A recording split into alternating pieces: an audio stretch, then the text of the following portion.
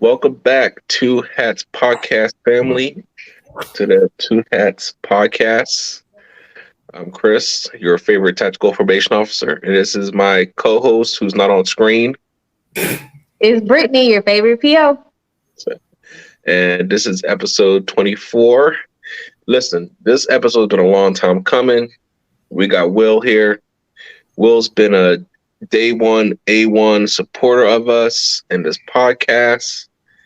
He's been lurking, commenting, supporting us this whole time. He's finally agreed to jump on and do an interview.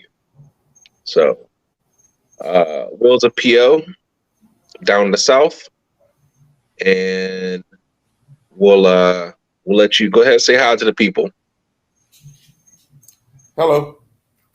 I'm a man of very few words. They ain't gonna work for the interview now. It ain't gonna work. All right, so let's. How you guys doing? Happy to be here. Let's go ahead and start with some of the standard questions. So, on the two hat scale of 1 being a social worker and 10 being a cop, deputy sheriff, law enforcement officer, where would you say your department is on the two hat scale?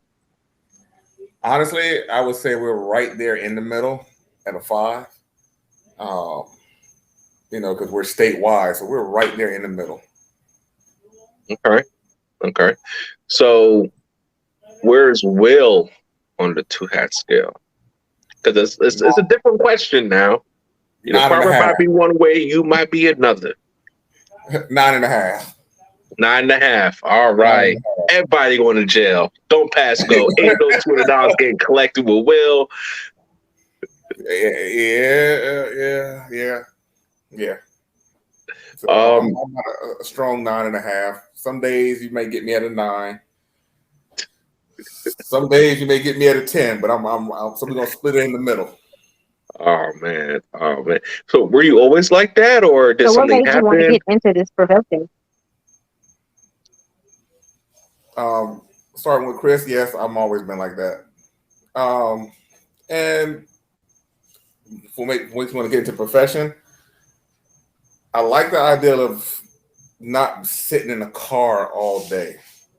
Most deputy sheriffs, most police officers, they sit in the car. They go from call to call to call to call. They really see no real outcome. They spend maybe 5-10 minutes with somebody, then they move on.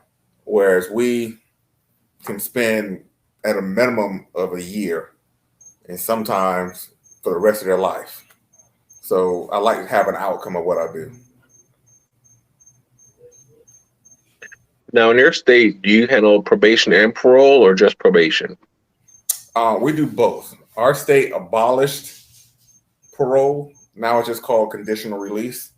It's the same thing, just go by a different name. Just like post release, just a different name. Different name, same game, different name.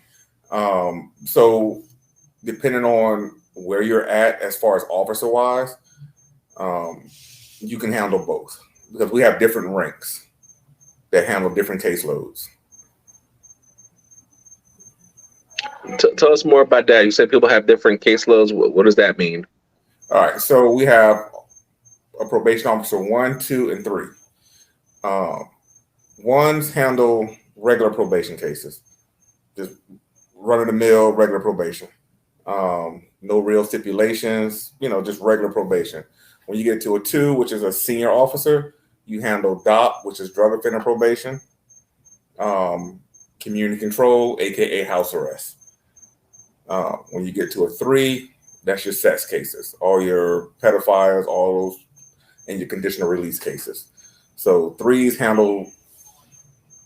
I said we call them the cases that can get you in the paper. So those are your sex offender cases, and your conditional release, because it's a whole nother animal with conditional release. So you don't get any conditional release, aka parole cases, until you reach grade 3. Yeah, and sometimes a 2 may get them, depending on how good that 2 is. At details, I have gotten 1 or 2. I don't like them, but because conditional release can be on for a day to a year. You know, you have some that come out, they're on conditional release for 1 day. And by the time you get done all the paperwork, they're done. It's weak. That's weird. Why would you give them 1 day? They want to get them out. It's cheaper to get them out than to have them in there. So that all that gang time, it adds up. You know, I have seen one by the next day they're done. I mean, definitely, I understand that where I'm at, they definitely try to push to get people onto post release and get them out of prisons, you know, to cut down on numbers and things like that. And, you know, they'll find all kinds of reasons to give them early release and, you know, give them post release. But it's usually a set period of time. It's either 9 months or 12 months. There's nobody just gets a day or like a week or something crazy like that. Yeah, 1 day. And some people get a week. You know, they have a week left. And the sad thing is, they don't even make it that whole week before they're violating them. I'm like, dude, you got 1 week. And in that 1 week, they got to do, you know, because we don't send the warrants to the court. They got to go to the board. Mm-hmm. And half of them with that week, they abscond. You know, you had 1 week to act right, and you couldn't act right. How long have you been doing this? I've been with the state almost 10 years. Well, you did some time. You got some time in it. It's fun. I you know, I don't even work anymore. It's just I go to work and I have fun. That's good. I need you to elaborate. She said, I need you to elaborate on this fun part. What's fun for you? It's not work anymore. You know, if you find that career where it's not a job and it's not work, it's fun. You know, not every day is going to be a good day, but it's when you go to work, I have fun. Either joking with other officers or going out there on the streets, doing what we do. It's fun. So, Chris, do you be having fun too? Some days, but unfortunately, the paperwork kind of killed a lot of the fun. But some days, those days. Yeah, I agree with you on that, Chris. The paperwork. Yeah, I was into your last podcast and I was jotting notes. I was like, y'all do too much. That's a lot of paperwork. Just to go, like, for instance, your GPS. I'm like, that's a lot of paperwork just to put a monitor on somebody. I couldn't do it. Oh, plus you have to by policy, you're supposed to document every week that you reviewed their points and that they're in compliance. I tend to do it every day because if I wait a week, I might miss something. You know what I mean? That needs to be addressed. Because if you do it, let's say every Friday, I'm going to review the whole week's worth of points. They could have been anywhere doing whatever, and you wouldn't have known until you check them on Friday. So I usually check it every day. So if I work on Tuesday, I'll check what happened on Monday. If they violated their curfew or they were doing something they weren't supposed to do, then I'll address it. And see, with us, then you got to document it. Yeah, and I have 4. So I check them every 3 days because the way our system is set up, if they're not in place, we get an alert. And somebody's always manning that alert. Like last week, I was on call for a week. So if you're not in place, we get an alert and we nip it in the bud right there. Even if you leave our surrounding counties, if you have a curfew, at 10 o'clock, you need to be home because somebody's going to get an alert that why is such and such not home? You know, and when we do, luckily with the system we have, I document in the system. I don't know if you do the same thing, but we document in the system. Then the notes we put in, it moves over to our database. So we're not doing double notes. Okay. Yeah, for us, we just document in our actual offender management system. We don't actually put any notes into the actual GPS system. We just log in and map them and check it, but we don't actually put any notes into there. Yeah, so that's a good thing about that system they have. We can actually put in the notes right there. And while we're looking at it, and it just moves everything over.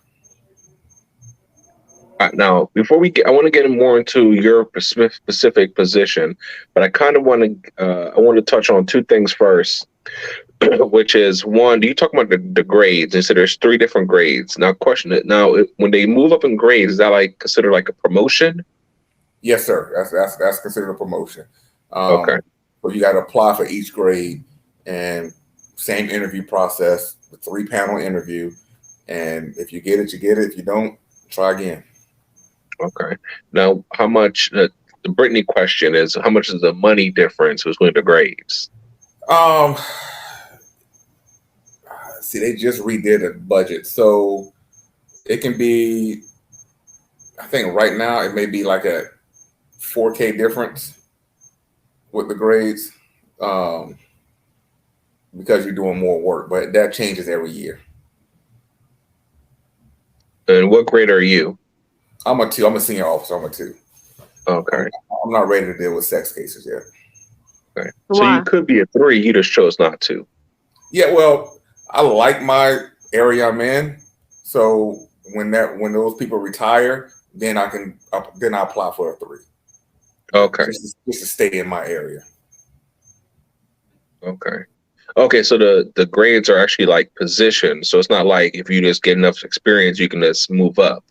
It's like there's 3 positions and you just have to wait till one opens, like kind of like that. That's if you want to stay. Like some people, they can come out the academy and make it to a 3 in a year and a half, which because they can move around. If they want to move around the state, they can do it, because if nobody applies and you're the only one that apply, you're going to get it. You're going to get it.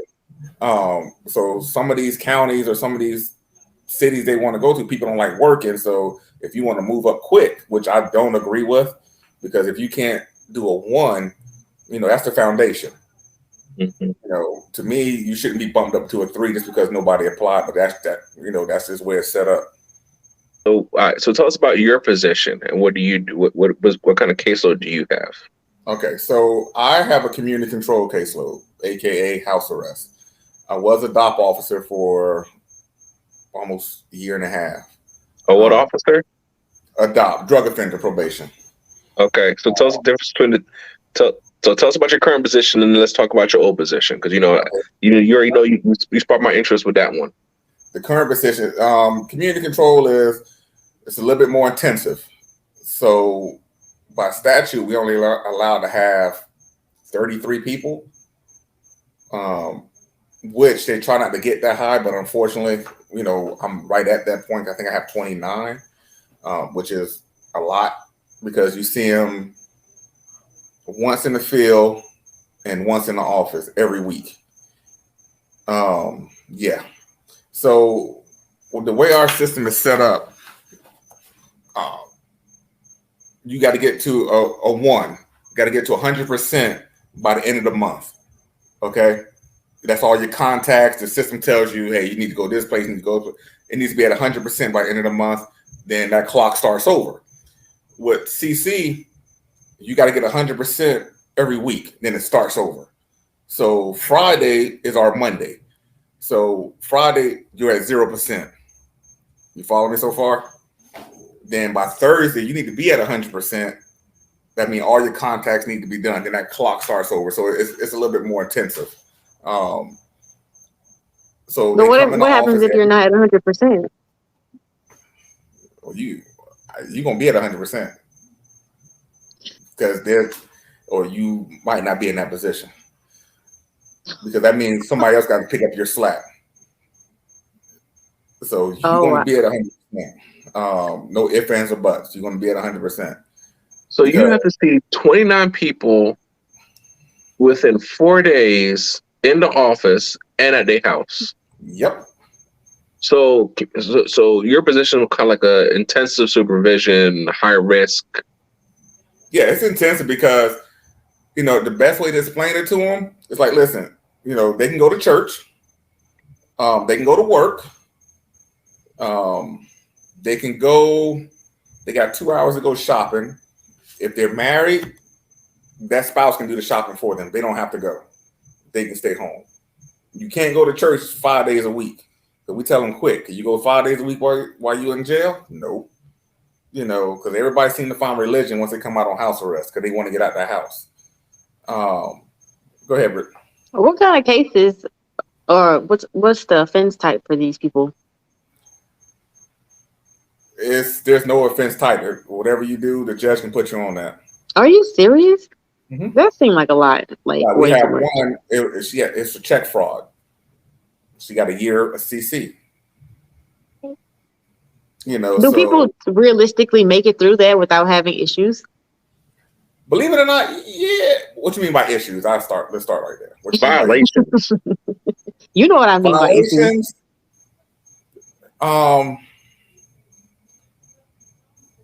Since I've been doing it, it's not as many violations because they get into a groove. It's a lot of communication.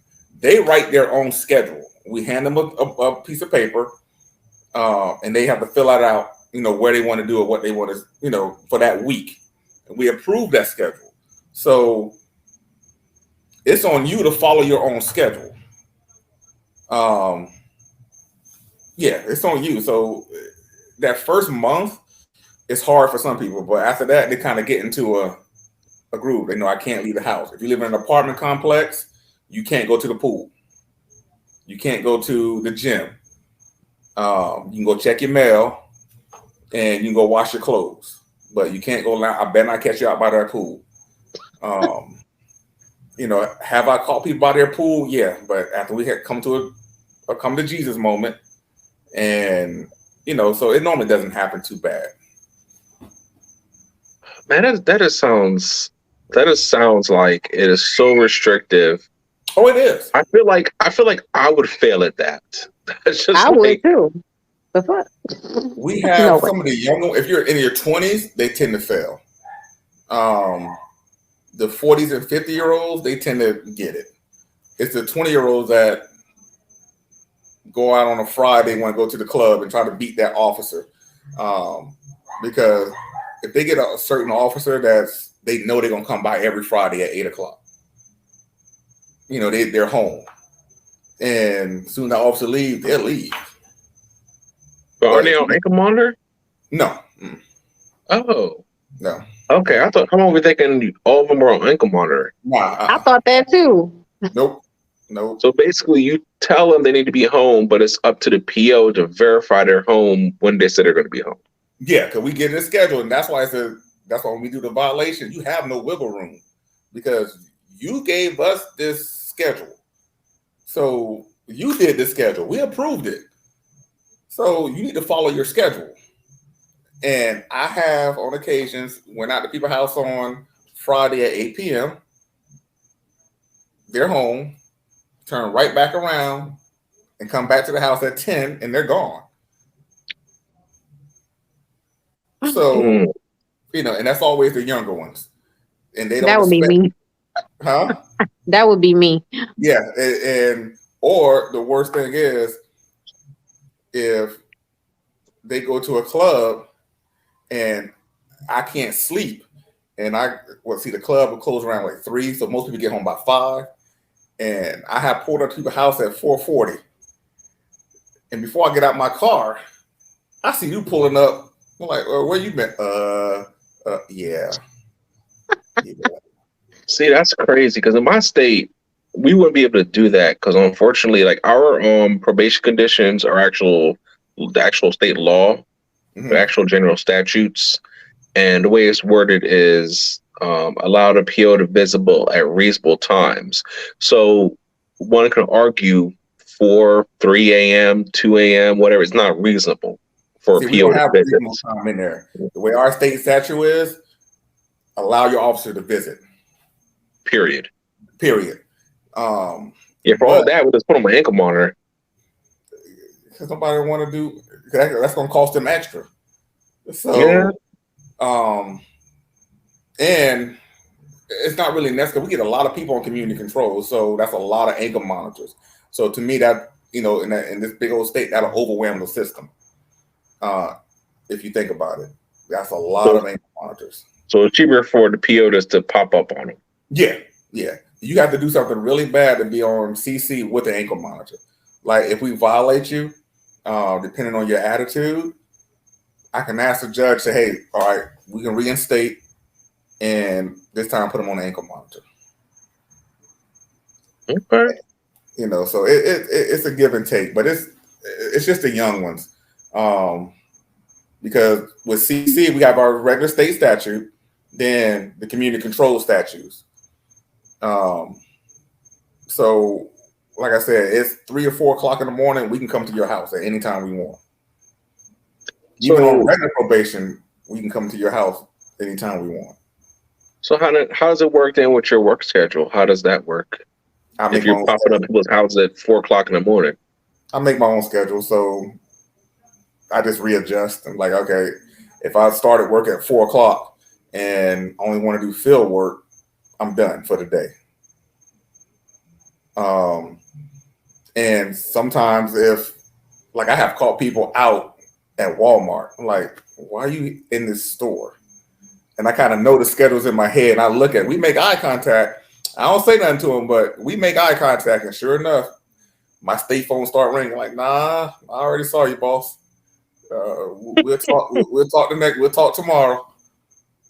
You know. So, but we know, I'm not so hard where I know stuff comes up. We have an emergency number, so God forbid if your spouse have a heart attack, go to the hospital. I tell them, go to the hospital with them. Call that emergency number and let them know this is what's going on. You know, so we do have some kind of, because we have wiggle room as far as what we want to violate for. So stuff like that, or if you have a sick kid, go take care of your kid. But when you get to the hospital, stay put.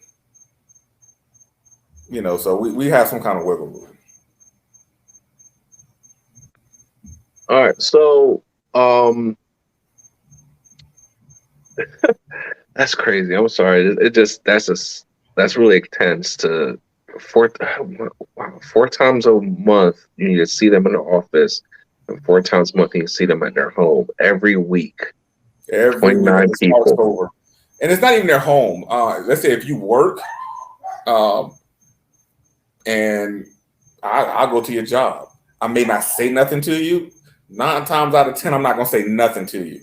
But if I see you working behind the cash register, I'll look at you and I'll go about my business. So I'm not there to embarrass you. I've done that before. I've just gone to people's jobs, look at just see them, lay eyes on them. Yeah. And we do it a lot with community control. We have one that works at a pizzeria. I just stand outside the window. I look. All right, she's there. And I go on about my business. So me personally, I'm not there to try to embarrass you. If you at work, that's your job. If it's at a fast food joint, I just don't eat there, but I may sit there and watch it. And you look up, I'm there. You look back up, I'm gone. And that counts as your one contact for the week? Yep, because on their schedule, it says, hey, Tom said he's going to be at work from 3 to 4. And I just put on there, he was at work per his schedule. If you're going to be at church, on occasion, I have popped up at people's churches. I sit in the back pew, I look, like, oh yeah, they here. And that's if I'm having some doubts about them going to church. So I have popped up at some people's services. Now, when you're doing these church visits, these work visits, are you like fully decked out?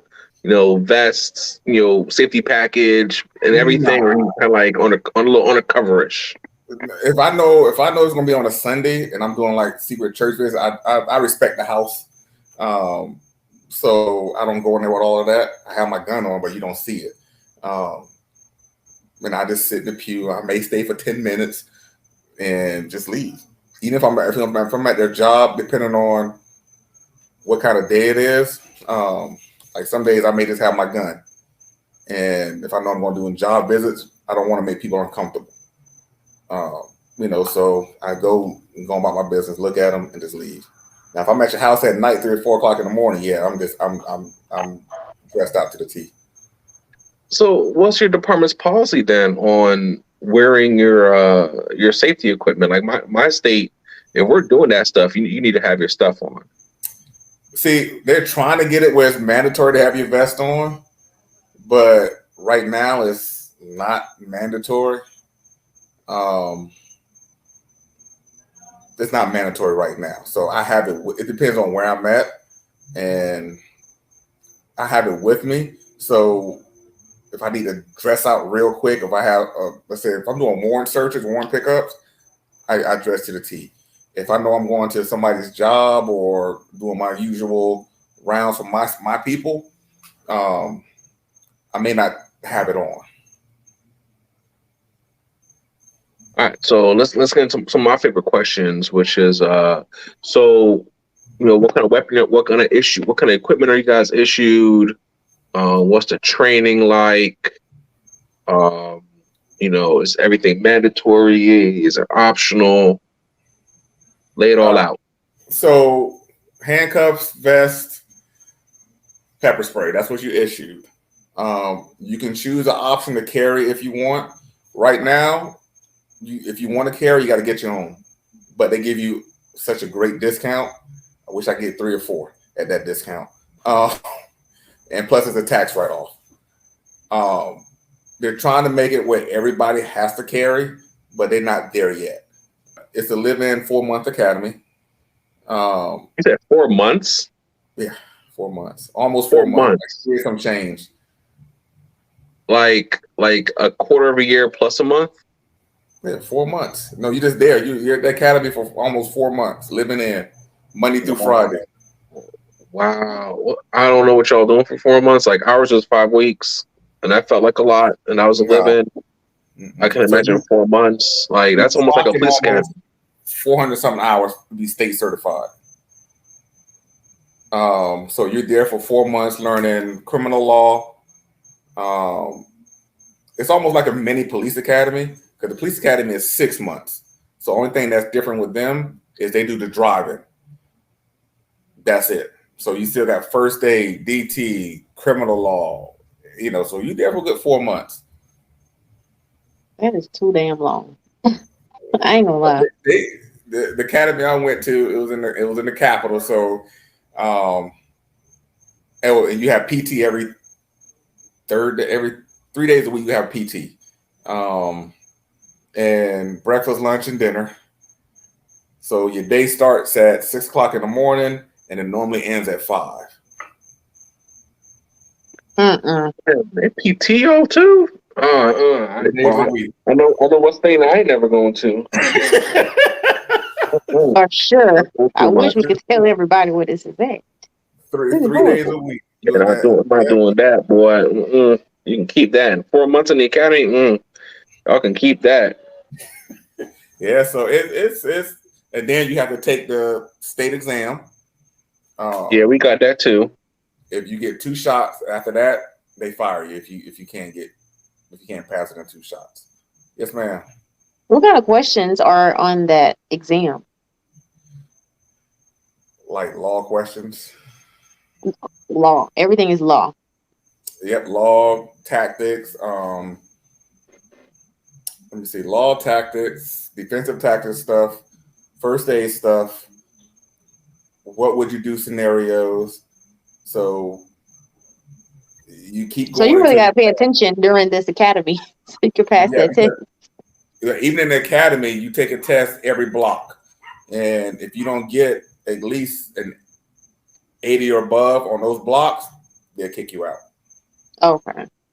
So they strict. Yeah, because the state test it's no joke. Then after you take the state test, you come back to your office. Then the state got to do all the paperwork to certify you. So you can be sitting around for another 3 to 4 weeks to 6 weeks for the state to certify everything. Once the state give their blessings and certify you, you get your badge and you get all these cases. Well, you don't get your badge and your gun. You just get a badge. You get a badge, your vest, your handcuffs, and your cases. But by the time you come out of the academy, you already took the gun course. So then you can start carrying. So the firearms is part of the academy then, but it's not Now it is. mandatory for everybody. Yeah, now it is. At one point it wasn't part of the academy, but now for like a year now they're making those, because it's only 2 weeks. So now they're making those 2 weeks mandatory. So if you don't want to carry, fine, at least you have the training. But if you do want to carry, you're good to go. They don't have to send you out nowhere. You're already good to go. Oh, okay. So if you choose not to carry, you still have to do the firearms training, and then you get out and you just don't got a strap. Yeah. And we requalify every year. Now right now they're making us requalify with shotguns too. I don't know why. But y'all got shotguns? No. So why you got to qualify with shotguns? I'm so confused. It's not my ammo, so if they want to have you shooting shotguns, I'll shoot it all day long. So you shoot a shotgun for something that you're never going to use. Even those 2 weeks. Yeah, even those 2 weeks you have to go through. You have to qualify for the shotgun. I think what it is now, since our prisons were shorthanded, a lot of us was asking a lot of us to do overtime at the prison. Hard pass. If we wanted to. Not inside. You're just doing straight. They call them the sweet spots. Raising the gate for visitors to come in, or you just doing outside perimeter, driving in the car. Oh, okay. So I think that's why they started doing a shotgun qualification. But like I said, if they want to pay for me to shoot somebody else's ammo, I'm all for it. So in terms of the weapon you can use, is it like a list or you can use? Is it just one kind you can use? Is it like your choice? You can roll up and there with like the Desert Eagle. I mean, what's up? The old timers tell us back in the day, yes. And now the policy is the Glock 17 or 19 or Smith & Wesson double action. And they just got rid of the 6-shooters because they used to be able to carry a 6-shooter. But they kind of phased that out. Like some of the old time supervisors, they still carry 6-shooters. It's crazy. So when I was juvenile officer in my county, Westmoreland County, we were issued firearms, and that's what we used. But the county above us, Allegheny County, where Pittsburgh is, it's kind of the same way where if you want to do firearms, they'll put you through the training, but you have to buy your own gun. It's a tax write-off, and so you get all kinds of discounts and stuff like that. And they give you like a list of guns you could pick. So that is, I've heard that before. The state I'm in, carrying is mandatory. Every PO has to do it, and actually our academy starts with firearms training. And if you don't qualify at the end of the firearms training, they drop you from the academy, and that's it. So like carrying is absolutely mandatory. I think there was a girl in my class that didn't make it because she just couldn't get it. They ended up dropping her. So. It's just crazy how all these states do things totally different. And we're looking forward to the day where they just issue the firearms. But I think just because the state is so big, it's going to be a slow process because that's a lot of us. And, especially now, if they would have did it 6 years ago, it would have been quicker. Especially now with the ammo shortages and all that stuff. A lot of our departments, even around here, they're not doing firearms training like they used to. So I think I give it 2-3 years, it's gonna come back around, and they're gonna say, "Hey, okay, everybody got to carry. If you don't, find something else to do." And you may be grandfathered in, but it's gonna get to a point where everybody's gonna have to carry. I mean, is it common, like the people you work with, not to carry? Like is it like, yeah, it's an option, but everybody does it anyway, or is it there's people just like, no, I'm just not going to do it? A lot of the old heads, they don't. A lot of the young ones coming in, they do. And I guess it depends on your area that you work in. Some of them they just like, I don't need it. But they're already in drop, so it's like they didn't have it all 33 years, so they ain't gonna have it now. Interesting. Yes, ma'am. Have you ever had to use your weapon? Have you ever had to draw your weapon? No. Okay. Thank God, knock on wood. Yes. Not even Thank like, God. not even like clearing a house had a draw. I ain't say she ain't saying like you to shoot somebody, but you never like drew it to like clear a house or nothing. Luckily for me, no, because even I have like when we do warrant searches or warrant checks, we go out with our local PD. Must be So nice. yeah, it's a good relationship because we team up with them a lot because we have a lot of sex offenders. So we do a lot of either sex offender sweeps or checks, and we include the warrant checks in there. So when we do what we call a plan compliance, with different departments, we get to the house. I may have one deputy with me, and because we go out like fours, so we all just in, and sometimes we just take their car because they got the bigger trucks. So they're like, hey, we can take the SWAT people trucks. I'm like, cool, we'll take y'all truck. We good. Because it's not, we're not no small guy. So you trying to get into our car, it don't work.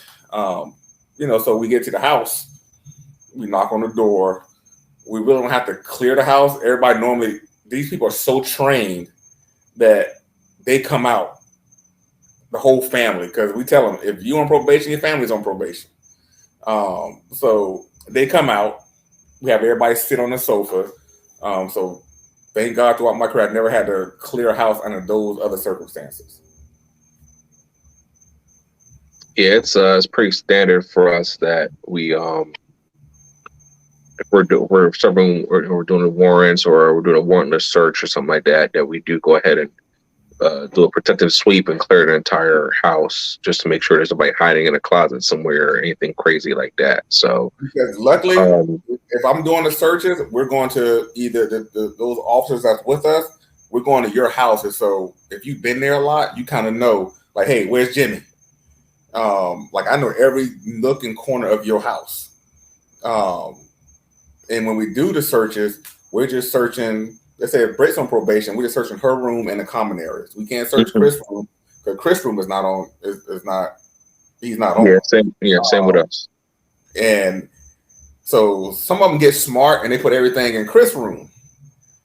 But I'm not saying I can't just accidentally walk past Chris' room and see, hey, why you got a pail of cocaine right there? Okay. Plain view is plain view. Yeah. So luckily throughout my area, I kind of know my houses. And depending on, now if I don't know your houses, we'll do a sweep. And luckily for me, my name is like, hey, okay, he come to your house, just comply. And I hate having that, but I'm okay with it. Name rings through in these streets. Yeah, so it's in my area, it's a lot of the older ones. And our sex offenders, they're the most compliant people, to be honest with you. They usually are. They don't want to go back. So tell us, I'm always interested in how, I know you've said you guys have a pretty good relationship with your local law enforcement. So let's tell us a little bit more about that. And are you guys considered actual law enforcement with like full police power? Like, how are your powers and authorities in your state? So we don't have full, unless you're on. If you're not on supervision, we really can't touch you. But if we're helping them out, yeah, we can touch you. If you're on probation, if you're on supervision, it's game on. And that's why most police officers like us, because just like them, we have, and I always tell people, just like regular police officers, we have jurisdictions. So my jurisdiction ends when you're off of supervision. But unlike that police officer, I can go anywhere in my state to get you. Mm-hmm. You know. So they classify us as semi law enforcement. It's weird how they have it classified, but it's still law enforcement. Right. Just with, I guess, jurisdictions. I put it like that. So he asked about the relationship with officers. Mm-hmm.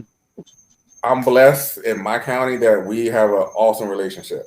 And we have two different cities. In my county, I have two different cities. And of course, I have a sheriff office. The sheriff office is awesome. You know, anything we need, they're there.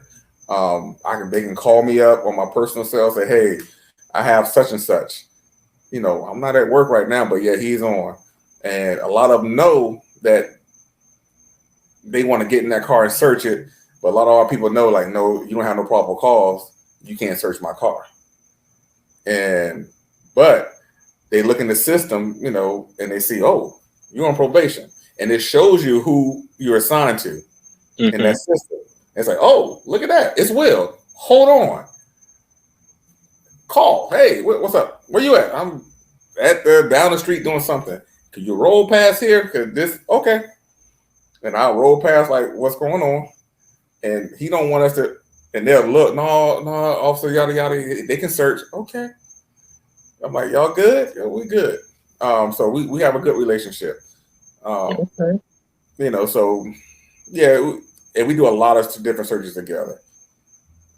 You know, they call us up, even their task force, if they want to get into somebody's house just to get in, just to see they have something going on, but they can't get in. They don't have enough for a warrant. They'll call us, say, hey, we would like to get into Bob's house.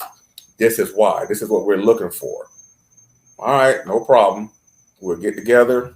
All right, if we find it, we stop. You know, that way they can go get a warrant. But now they have enough probable cause to get that one because they was just there to assist us. What you rolling your eyes for? They just she don't understand any of this. They don't do none of that. She don't go past her front door. Remember, she don't understand any of this lingo and talk that we doing right now. She don't understand. They don't comprehend. She don't know what a house look like past her front door. Excuse me, okay? I do understand. Don't play with me like that. But yeah, so we stop right there, and then they do their thing because we want them, if we can, hey, get new charges. That way it can be it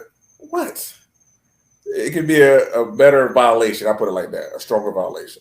Hey, listen, it's community protection. If they're not doing what they're supposed to be doing, if they're doing dirt and they keep it on the low, and we don't know what's going on, but you know, please notice something going on. Yeah, bring it to the light. Yeah, and I tell them, what's done in the dark will come to the light. And like I said, I tell my people, you got to win each time. I just got to win once. Right. You know, so that's my motto. Yes, ma'am. What is it? I don't understand the benefit, like your specific caseload. I don't understand how does that benefit the offender if you have to go and see them at their house once a week and they're just on for like something random, like whatever you said. Like, what did you say? One of those. They could be at the county jail for a year if they want to. So would you rather be at home, peeing in your own house, or in the county jail, going to the bathroom in front of everybody? So it's like a last chance. It's kind of like we could give you this intensive, whatever you call it, community control. Yeah. Or you can go sit down. Which one do you want? So it's kind of like that. A lot of judges only do community control for 90 days, followed by 2 years probation. Where you can do that 90 days in the county jail if you want to, and lose your job, possibly lose your house, lose your car, lose your wife or husband, and kids get taken. Or you want to do this sit at home. So that's their benefit. But I don't feel like is that helping society? Is it helping the community? It's definitely not helping them. Aside from them not being inside of a jail. They get to keep their house. They get to keep their job. You can't work at your job in jail. What? Do a lot of them have jobs? Believe it or not, yeah. What kind of jobs they have? I got a plumber. I have people that work in the medical office. So a lot of them have jobs. I have managers at different places. The community control, is that for repeat offenders? It's not like you stole a candy bar and you get we'll come to your house once a week. You know what I mean? It's pretty much people are, a lot of recidivism. No. That's what the judge feel that day. Oh, okay. I have one, this is the first time on papers, she had 90 days community control followed by 2 years probation. Because the judge knew he could have sentenced her for a year in jail, county jail, followed by 2 years of probation. So why in the hell would somebody take a year of jail and probation? Like, what is going on over here in your state? This is because crazy. they either take that year in jail and followed by 2 years probation, or they have enough to rack them and send them to prison. So a lot of people jail time is like they get time served. So they may say a year in jail with credit for 200 days, then followed by 2 years probation. Interesting. I don't want to get in trouble where you at. That's ridiculous. A lot of people don't, because I was like a last podcast when talk about revoke probation. You can get in trouble once here, and they will revoke and term you. It's no just like that. Just like that. And it doesn't matter what the violation is. The one judge I know, he should tell people, if once you get violated, you had your chance. It was called probation. It's done. Bye-bye. And it doesn't matter what the violation is. I have sent somebody, let me see, failed drug test for marijuana, I say about 4 years ago. She wouldn't admit, she kept lying. I'm like, okay, send it to a lab, marijuana. So she wound up, my bosses made me do a technical violation, a notification, which I don't do. I can't stand them. But I did arrest. Yeah, that's just telling the judge, hey, X and O did this, failed a drug test, we're gonna send them to treatment. Just send a letter. If the judge agrees, he'll check the box, no further action. That's different. And if he doesn't agree, he checked the box, I want a full warrant and everything. This judge checked the box, I want a full warrant. I'm like, okay. So did the full warrant and full violation. Pick her up. And he signed it. They got her, and she wound up getting a year and 8 months in prison. So I don't know what she did to make that judge upset, but he gave her a year and 8 months. Man, that's crazy. That can't happen here, man. It's just it's different. That's just so different. So they when they come to their points, but then she did have prior violations in the past that were revoking term, and you never lose those points. And that stuff adds up. That's why I try to tell the young ones, I'm like, listen, each violation you get, that's extra points. So you go to jail, you go to prison for violation of probation. Why are you here? Because I violated my probation. That's not, they will send you to prison for that. And the youngest I have right now is a 17-year-old, two 17-year-olds. Were they charged as adults? Is that why? Yep, they got adjudicated.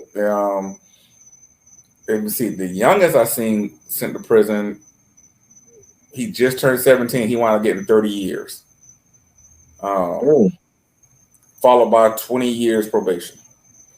So, y'all thought them like Virginia and like Pennsylvania type numbers. Yeah, we don't do them kind of numbers down here. And I think it's because they came into this county, they stole like $200,000 in a Porsche, but they didn't live in this county. They lived in another county. So most of our prosecutors are like, you don't come in my house and eat out my refrigerator without asking. And I think that's their mentality was, no, you came to our county, you stole, you don't even live here. So just because you're a kid, it was 4 of them, I think. See, y'all guys do PSIs, right? Yeah, rarely, but we do, but they're rare. We're doing like a lot. By the time I wrote the PSI, that kid got 30, the next kid got 15. And they still facing other charges in a different county.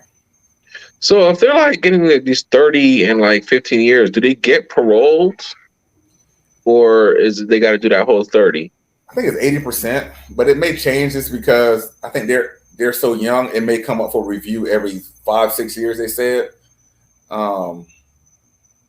but a lot of them I look at, and I can say I hate to say it, like, yeah, you gonna go to prison. Because one kid, he just didn't care. And he was almost built for prison. I hate to say it, he was just wired wrong. And I looked at him. I told my boss, yeah, he gonna be fine in prison. He gonna run it. You know, he gonna be top dog in prison.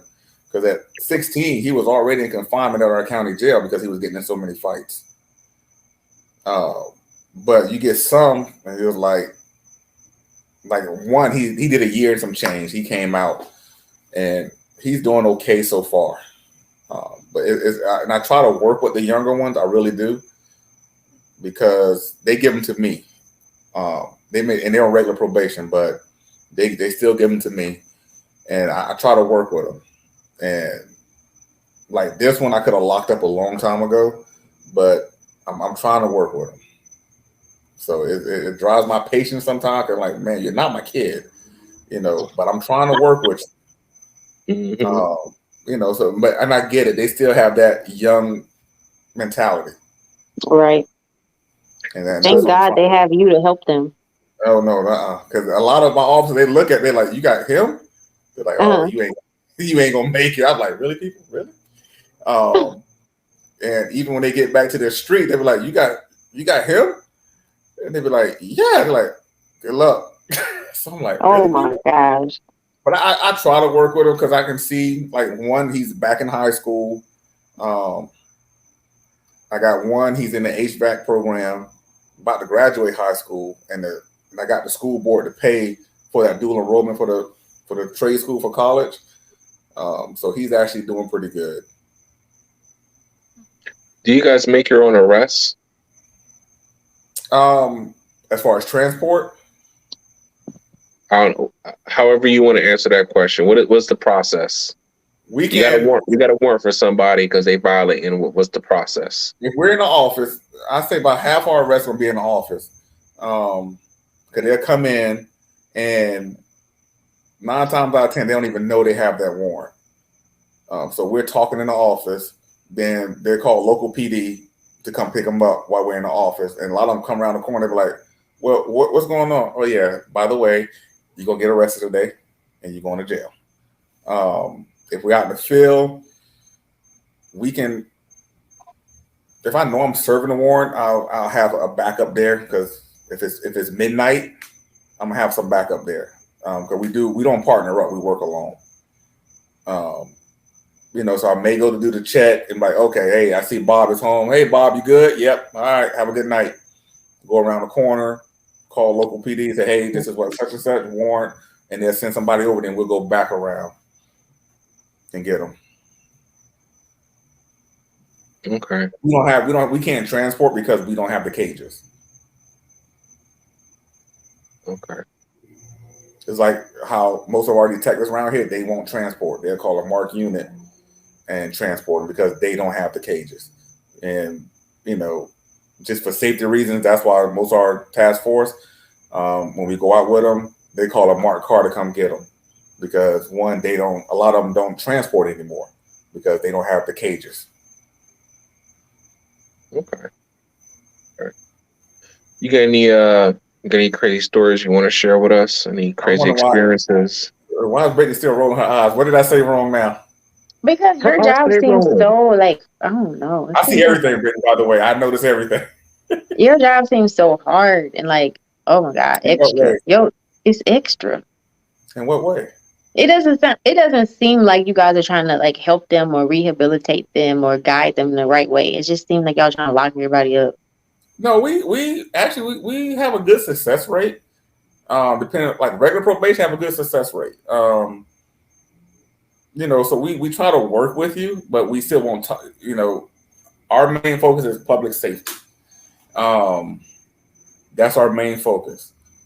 So if you can get past that public safety part, then I will give you the tools and the instructions on build a house, but I won't build a house for you. And that's how I tell people, I'm gonna give you all the tools you need. I'm gonna give you the blueprints. I'm gonna give you how to do this. What tools are you giving? It depends on what tools they need.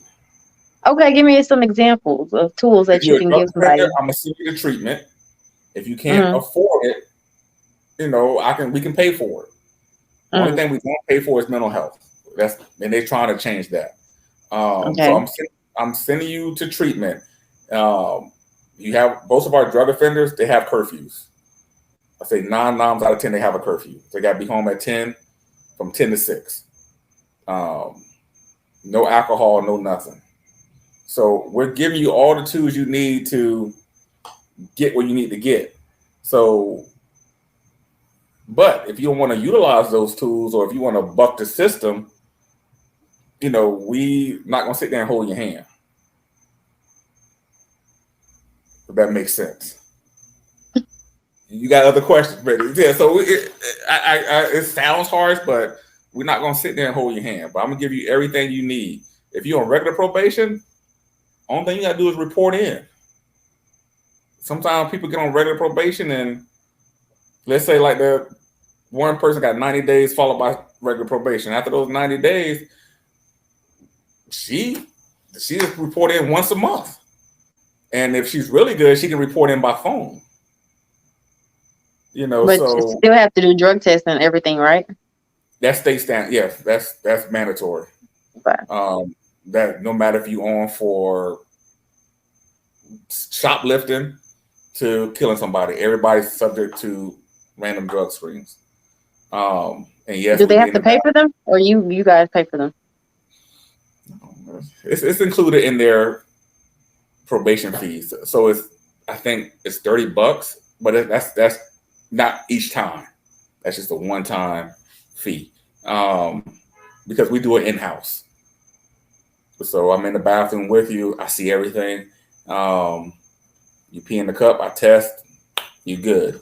If you fail the test, either you can confess or we can send it out to the lab. That's how it was in my department too, but they had to pay for it. It was $10 every time. And if you couldn't pay for it, you had to go borrow some money. Yeah, we don't make you pay for it. Well, we make you pay for it, and if you're on probation, of course, you got probation fees. I think right now we're at $40 a month. Oh, it's cheap. I know, we're one of the cheaper ones, but that doesn't include all your other fees you have going on. So if you can't pay for probation towards the end, we can waive some fees. If you bring me proof of, hey, I only made $10,000 working at McDonald's and I have 6 kids. All right, we can waive that. Now, I have violated people for not paying. I'm like, because I seen your house, I seen your check, you just don't want to pay. So I have violated people for money, and the judge has sent them to jail. See, that's the type of energy we on out here. Well, not here, but in Texas. Yeah, so it's so we give you everything you need, but we don't sit there and hold your hand. I may talk to you during an office visit. It may take. Right now, if you're my regular, you're not even gonna make it back to my office. We're gonna talk what we need to say right then, and you can go. But if they say, hey, Will, I need to talk. All right, come on. And they having issues at home, we can try to work through that. Lord knows I've been a mediator between so many fights between grown ass people because they live with their parents, and I tell them. You can't come in their house anytime you want. That's still your parents' house. If you want to come in the house anytime you want, move out. Go live somewhere else. So yeah, we still help, but it's still strict. It definitely sounds like it. So I was trying to wrap this up. You got any crazy stories you want to share real quick? Anything the family needs to be aware of? The craziest one I've seen so far was with my kid. I met him for the first day, and we was talking. First, he came in my office cussing. I just looked at him like, "Nah, man, I ain't your daddy. You ain't gonna cuss at me like that." So he kind of then he called me that bro. I'm like, I told him don't insult my mama like that. I'm not your brother. And so we talk. So I go to his house the next day to do his house check. And I'm looking at him, and he came straight out of the jail. He was in jail for almost a year, waiting on his trial. And I'm looking at him, he's like doing all this swerve like he's drunk. I'm like, dude, you drunk already? Like, no, I just don't feel good. I'm like, nah, you look like you. So I'm searching. I'm like, and his sister's like, no, he ain't do nothing. He had some chicken yesterday. I'm like, okay. And he fell right in front of me. So I'm like, oh, Lord. You know, so I'm tapping. He got up.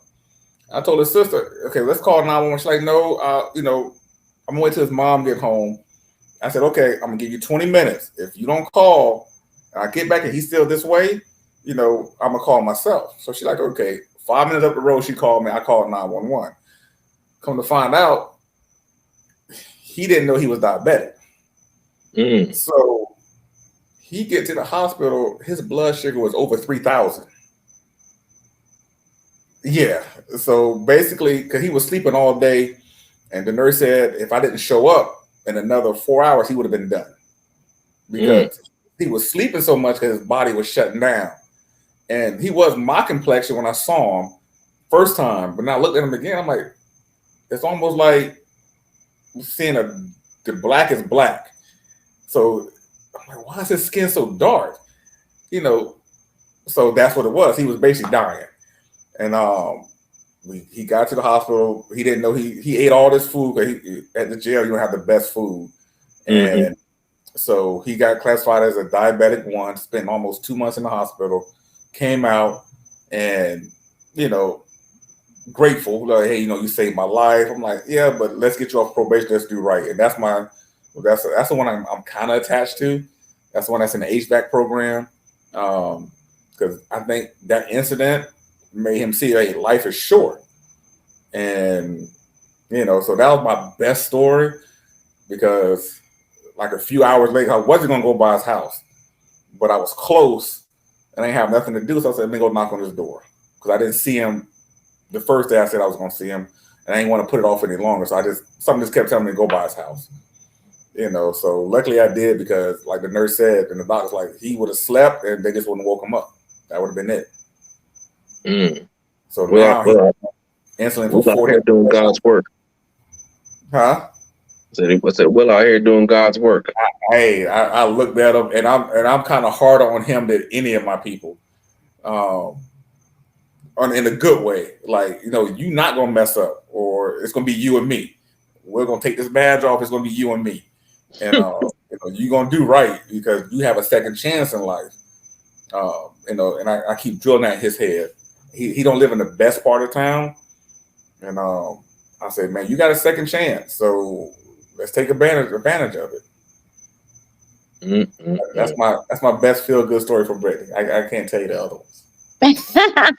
I like that one. That was a really good one. She'll roll her eyes a lot. I think that's a good segue to start to wrap this up.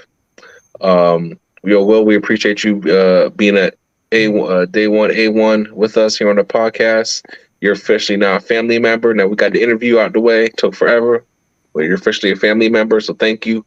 There go those eyes again. Thank you so much for gracing us with your presence. Hey, you know, no problem. I try to get to a better place. I feel like there's still so much more questions I have. So we're probably gonna have to do a part 2 one time because I feel like you're ready, just let me know. I feel like with 10 years of service, I feel like we got a lot more we can learn from you about how they do things in your state. So we can talk about the doc. We can talk about anything else next time. All right, we're gonna send something else for part 2. So hey, all y'all, leave down the comments. Go to the IG page, leave a comment, let us know you want Will back for another episode. And if you have any questions that you have for Will, for how things they do at his state, leave those there. When we do the next episode, we'll go ahead and make sure we ask them those questions. So, as always, we appreciate you guys for listening in. Make sure you follow us on the Instagram page at 2 Hats Podcast. Make sure you guys leave a comment, like, share, subscribe. We're on all the platforms: YouTube, Spotify, Google Podcasts, Apple Podcasts, all the podcasts. Make sure you check us out. Listen to all the past episodes. This is episode number 24. Man, we just keep rolling. So that's all I got. Brittany, you got anything for the family? Yeah, new episodes drop every Tuesday. Remember, it's 2 Half Tuesday, 7 p.m. Central Standard Time. So, Will, you think you're going to be sharing this with any of your coworkers? We'll see. So I may grace some of them with it. Some of them. I hear you. I hear you. Well, you make sure you tell them, make sure they follow us on the IG page. Yes, sir. All right. Till next time, y'all be safe on these streets.